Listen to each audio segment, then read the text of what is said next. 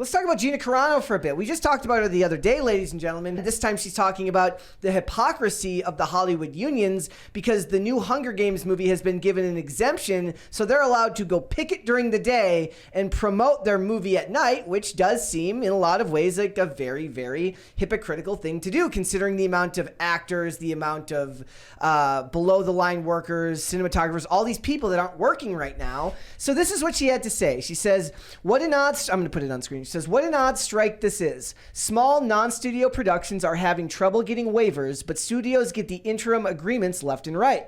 Celebrities go from the picket line to their promotional tours and red carpets. What happened to the, quote, I better get paid for every hour I stand in this dress talk? She's, of course, referring to Rachel Zegler here. Meanwhile, back on topic. She says, meanwhile, the people who are actually suffering are the crews and actors not a part of the studio projects or the, quote, in-group to get their waivers granted. The ones whose money will run out quicker. The ones who are having to pick up a second line of work. The ones who will be controlled a whole lot easier once the strike ends based off of desperation for work. Think this was by accident? Maybe they should have granted waivers for all the non-studio productions, keep people working, and halt all studio productions if they really wanted to make a difference and reach a faster agreement. Who is this strike really intended to hurt again? Better make a deal quick. People are starting to notice. I'm sure it'll be in favor of all the, quote, right people, and all the, quote, right people will pat themselves on the back for making an excellent deal in months of suffering well worth the wait. At least while you're at it, you could throw into the agreement that it will never again be permitted to allow any production to force inject poison, I mean experimental jabs, into people's bodies in the name of science, and never again. You know, because that in itself wasn't something big enough to have had a huge strike over. That is very true, isn't it? The hypocrisy is palpable. The system is rigged and littered with posers. Quote, and then she ends it with this. She says, art is free. Creativity is your rebellion. You don't need permission to do that. I like the last part the most. It's funny that she mentioned the vaccine mandates on Hollywood studios sets because Fran Drescher made that video condemning mandates well too late after it already started and was in full force. And her making that statement that there shouldn't be mandates on actors to get a vaccine was completely ineffective, and it didn't actually defend anyone. I do want to when add they needed here, those exemptions. I want to add here at the end, because Gina is a classy lady. She did include a picture of Rachel Zegler because it's her it's her movie that she's talking about here.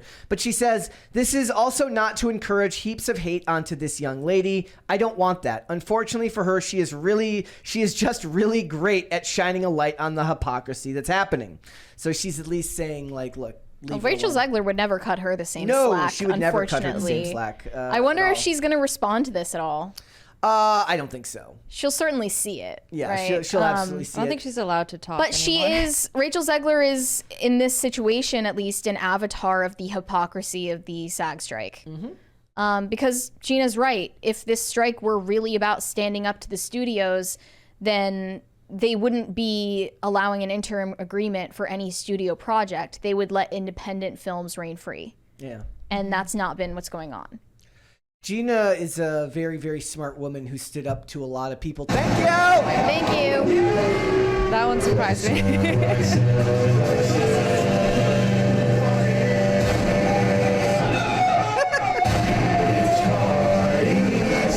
I wonder if Ian will be back tonight.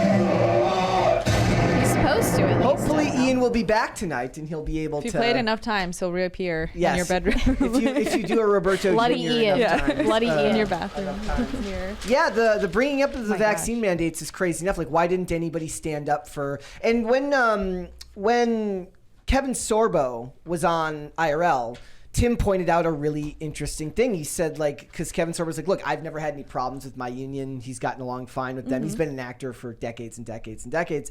And Tim's like, why didn't they back Gina Carano when Disney unfairly fired her? Gina has all the right in the world to be pissed at both the union and these companies who did nothing for her despite paying your union dues and doing everything right except for putting pronouns in your bio and getting an experimental jab in your arm. Like, those aren't real sins. They're not something you fire someone for. Right. And it's fair to point out that with movies like this, why are small studios and people being kept out? It's kind of like when they closed your local grocery store. They closed your local convenience store, but Walmart was allowed to be open during COVID, right? They were allowed. Yep. Why are they allowed? And then they said, because of science. Because of science. Like, Yeah, just don't ask too many questions. That would just be ridiculous, right? But Hollywood is in itself a very hypocritical industry. That's never bothered them, much like a lot of hyper-progressives. They don't really see the hypocrisy as something bad. They see it as something to aspire to, because power is gained through the ability to act hypocritically and show no remorse for your actions, because in Hollywood, power is a lot more of a currency even than money, whether it's power over your colleagues, power over your actors, power over if you're an actor who has power over a studio because of your name recognition. They understand the meaning of what it is to have structural power in the industry, and one of the ways to do that is to be hypocritical.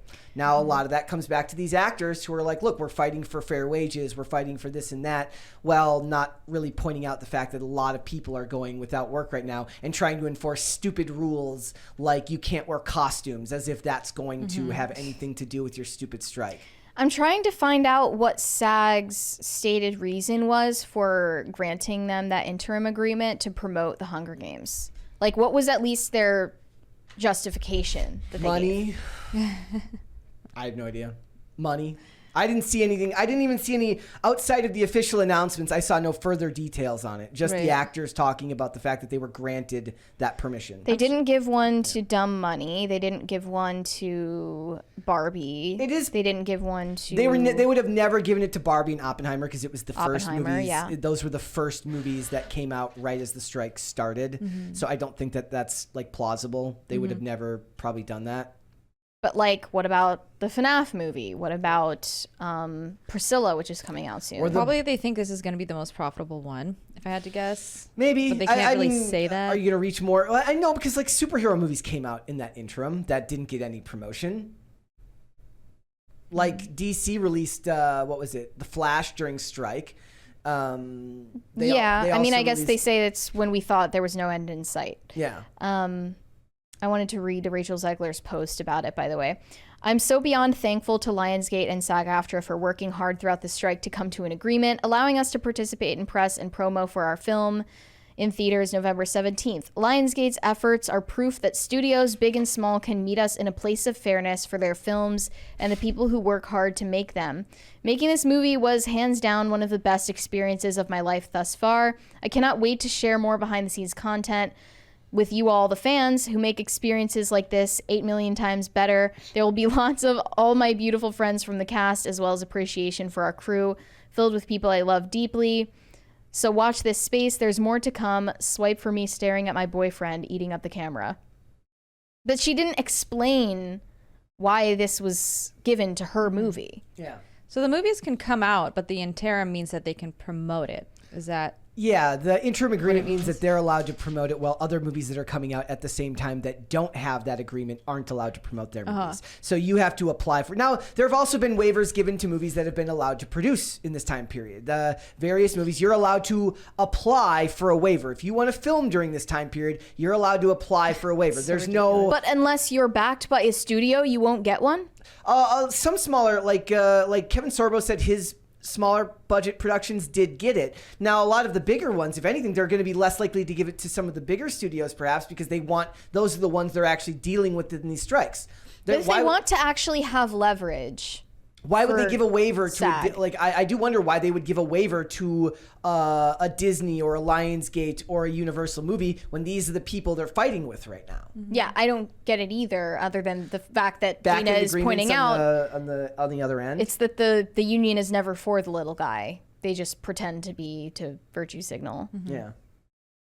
Doesn't make sense. I would love to see... Because this could have been like a great time for independent films to rise up and take over that vacuum that was left, and they weren't allowed to do that. A lot of them weren't. The problem would have been that, like, it would have been a great, like, even if they had allowed all of them to get made, like they gave blanket open waivers to all of these small independent movies, they would still end up coming out at the same time as all of these movies. The studios have so many done and waiting to come out that by the time those movies got cut, edited, post-production, and came out, they would still end up on the back end of the strike ending, and these movies that have been waiting to come out, coming out. So it's not like they would have an uninterrupted content window in which they were the only movies that were coming out in the theaters to get people to come out. They would still end up going up against movies from Marvel, DC, from Lionsgate, from Universal, all these companies. But they would be able to promote their movies, right?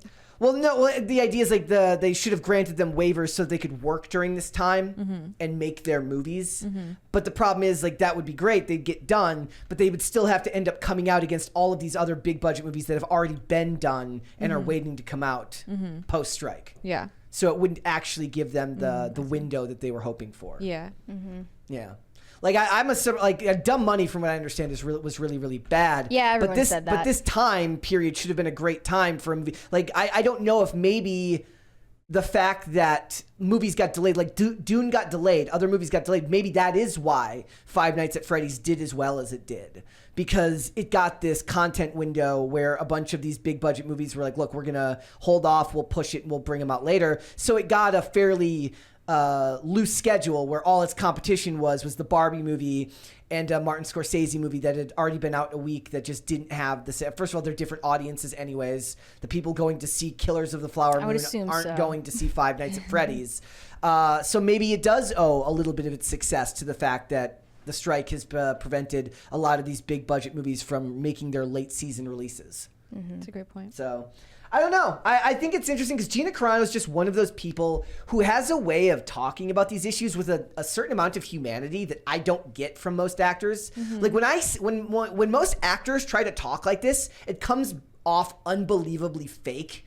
And like almost like they're like robots trying to imitate human emotions. She evokes a certain level of humanity in her writing that I think most actors might kill to have if they realize that they could actually maybe affect the average. Like it's like when you see people making their statements about actors making their statements about what's going on in the Middle East. It's all the right words. You're saying all the right things, but it just comes off as professionally written by somebody whose job it is to find all the right ways to tell you, hey, look, I'm a human. And she does it without trying. I think because she hasn't been like a career entertainer, actress. Wasn't she a boxer? She was an MMA. A fighter before.